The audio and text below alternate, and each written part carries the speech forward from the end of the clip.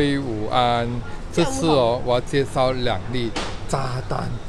炸弹笔，它们随时会爆炸，因为它的爆炸会让人有惊喜和有惊吓的。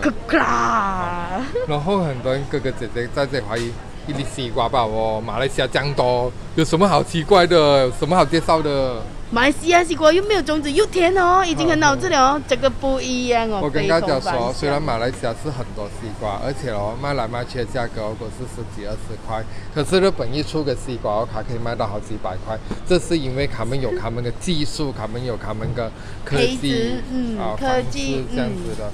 所以先看一下这是什么西瓜呢？好。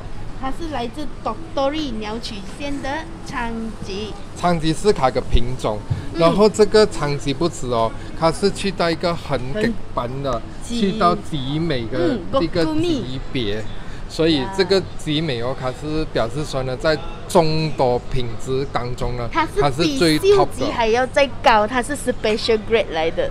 那要拿就拿最特别来看一下是不是？而且这粒800块的西瓜，不要看它这样子它已经是在很多个国家是很出名的，而且是一球难得，因为他们很多都是秀吉而已。对。然后这个是 Gokumi 哇，它真的是响当当的，它就是要等拆弹专家来带它回家而已。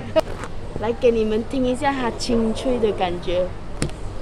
哇，我只是轻拍而已，我都不敢大力拍好像里面那个震动啊，你们知道吗？那个声音的震动，哇我相信它是非常好吃的。对，而且它是经过非常多的那个检测。再加上它是火山地种植的。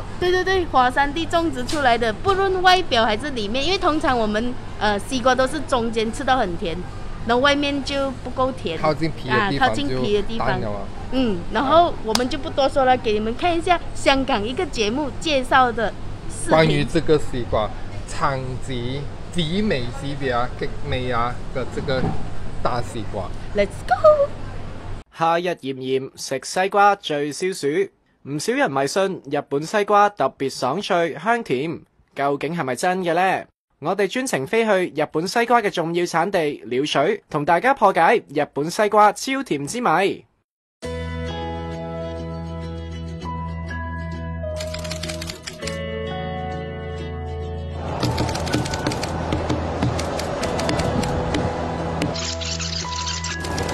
よいしょ、待て。これは週の特大です。課長先生每日與瓜同行，拍西瓜多過佢拍拖。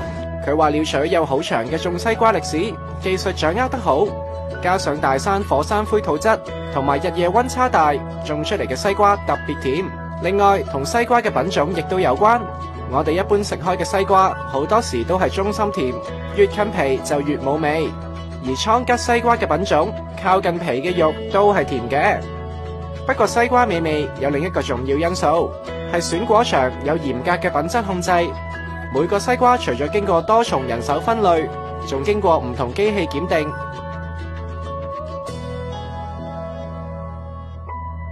過程滴汁不漏，只要貼得上標籤，甜度同埋果肉質素都有保證。所以我哋買到嘅日本西瓜都係爽脆香甜。俾多個 tips 大家，日本嘅西瓜基本上分為秀、優、良、無4個等級。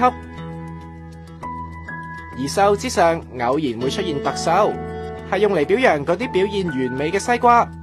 不過如果唔係買嚟送禮，日本人一般都好少理外表，無、良等級都食得津津有味，因為果肉都係咁香甜嘅。